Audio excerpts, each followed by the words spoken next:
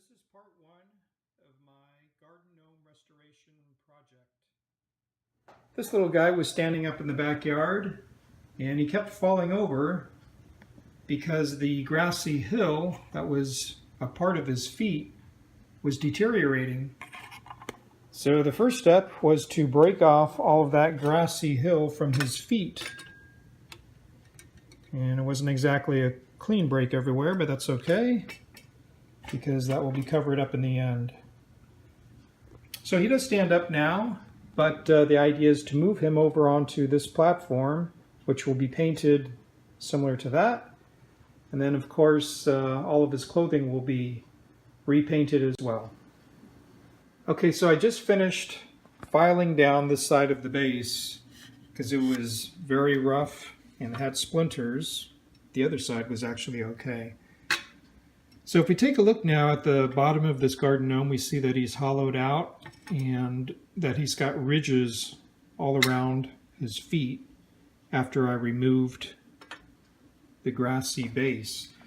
So the idea of getting him to permanently stay on this base is that I would now take a box cutter, trace around the perimeter of his feet in order to use the hammer and chisel and dig a trench all along that tracing. So after I finish painting the base and painting the garden gnome, I could permanently set the ridges of his feet into that trench with some type of epoxy adhesive. What's this? Looks like the footprints of a garden gnome. Well, at least the footprints of this garden gnome. So I finished carving the grooves into the base, and the garden gnome fits in there well balanced. And of course the point being that once those grooves are filled with an epoxy glue, you will be permanently fixed to the base. So before painting the base, as a last minute decision, I decided to make the board a little bit smaller by cutting along these lines here for two reasons. Number one, to remove these unsightly holes where there were staples. But number two, to make the board lighter, because once the gnome is attached, if he ever fell over, I wouldn't want a heavier board to cause undue pressure on his feet, cracking off the tabs at the connection points. Okay, so time for a second coat of this camouflage color.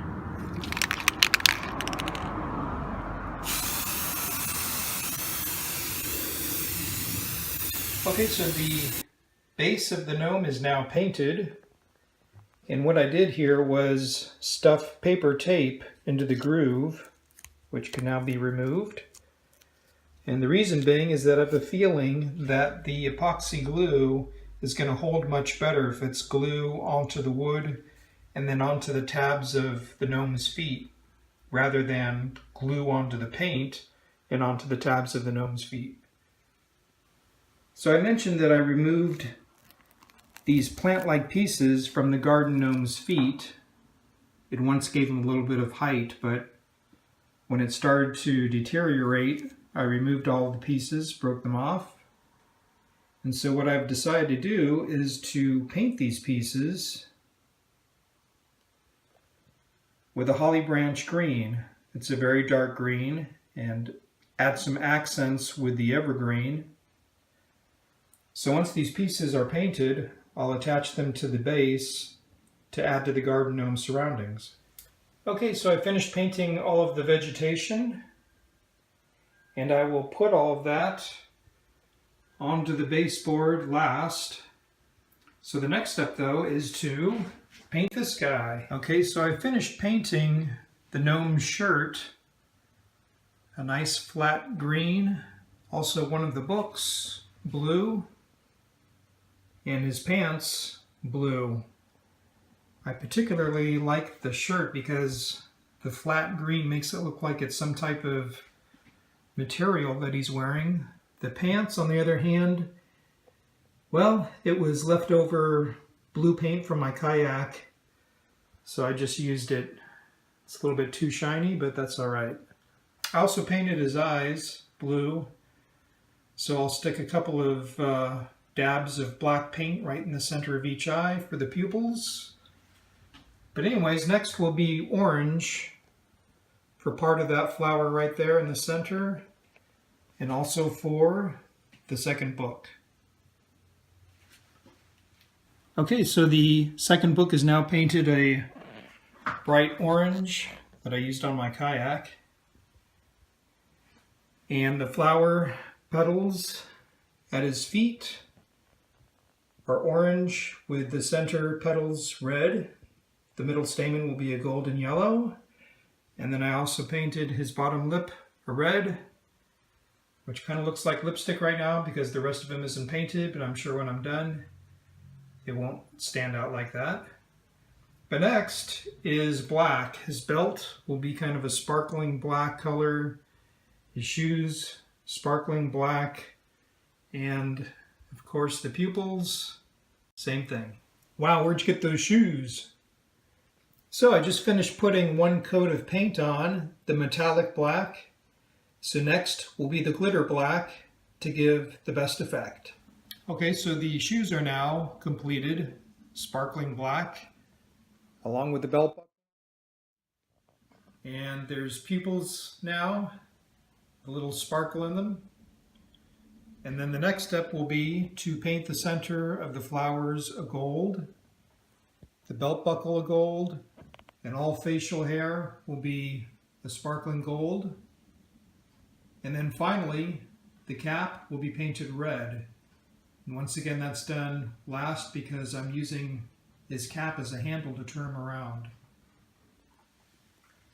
So with the magic of video, 5, 4, 3, 2, 1.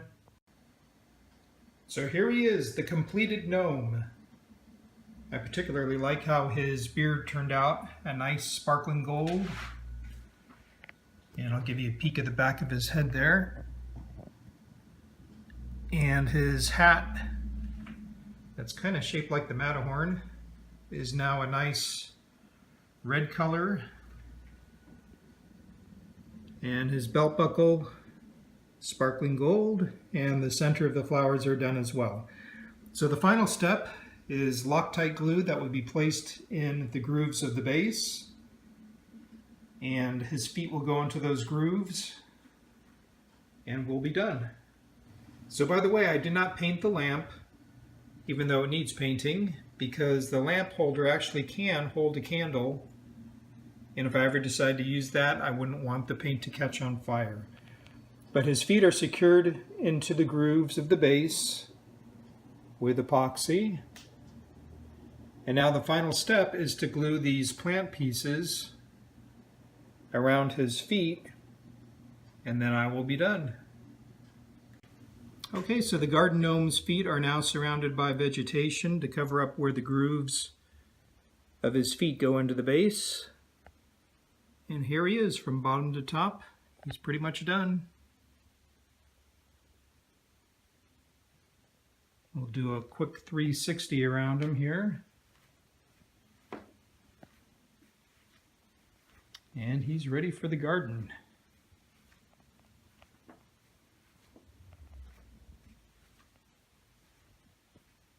So that's it. I almost hate to put him back out there because he looks so nice now, but that's where he belongs. And I'll show you exactly where he's gone. Here's the backyard. He lives among these fruit trees to the left of that bird bath on top of the rock, and he's got 2 solar lights aimed at him for nighttime viewing.